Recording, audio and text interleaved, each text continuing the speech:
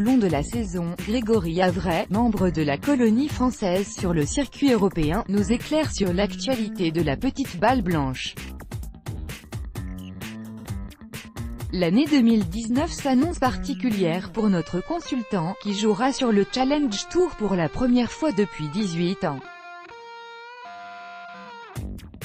J'étais assez proche de garder ma carte pour le circuit européen au mois de novembre, ça a failli passer.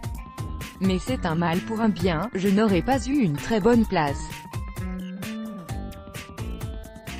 Arriver avec une catégorie comme ça sur le tour après une mauvaise année, ce n'était pas la meilleure situation.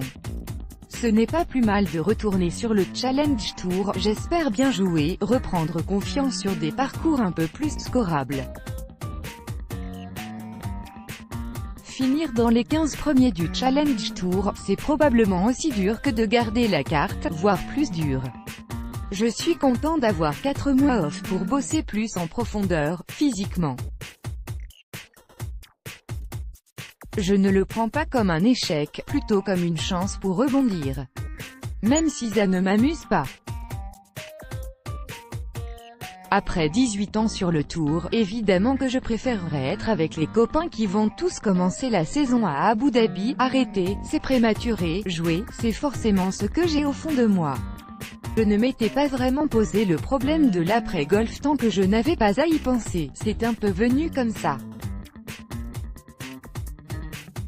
Arrêter, c'est prématuré. J'ai l'impression de pouvoir réaliser de belles choses, donc j'ai rangé cette idée assez vite.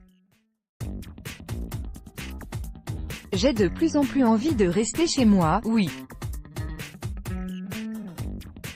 Mais là, j'ai décidé de continuer.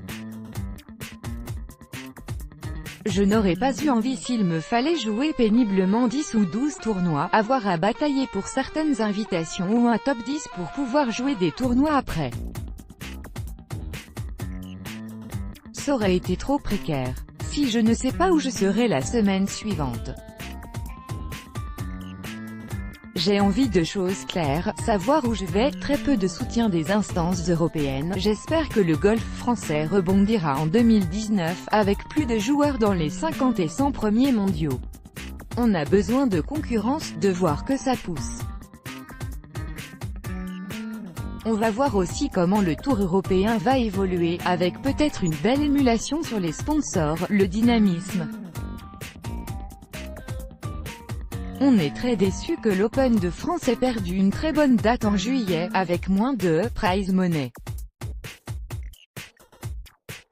On aurait aimé plus de soutien des instances européennes, alors que la France a beaucoup œuvré depuis une dizaine d'années pour le golf européen, notamment avec la Ryder Cup. Dès qu'il y a un petit caillou dans le mécanisme, on a très peu de soutien de la part des instances européennes. C'est dommage. Je comprends que les autres sponsors se bousculent, mais après une telle réussite avec la Ryder Cup, au moins un an de soutien, ça aurait été agréable. Peut-être les plus beaux parcours en majeur, ce sera peut-être l'année avec les plus beaux parcours en majeur. Le British Open revient en Irlande du Nord pour la première fois depuis 1951, sur un des plus beaux links du monde. L'US Open sera à Pebble Beach, peut-être le parcours le plus emblématique. C'est super, ce sera une très belle année. On verra si Justin Rose tient en A2 un mondial, avec son changement d'équipementier. Il faudra suivre encore le retour de Tiger Woods, bien sûr. Sa présence à la Ryder Cup, c'était génial. Et aussi Rory McIlroy, qui va se consacrer essentiellement au PGA Tour. J'espère le voir à son meilleur niveau, j'ai l'impression qu'il passe un peu à côté malgré ses très grandes capacités. Il devrait plus être dans les 3 ou 4 premiers mondiaux, alors qu'il navigue entre 5 et 15. J'espère qu'il sera mieux, notamment, dans son petit jeu.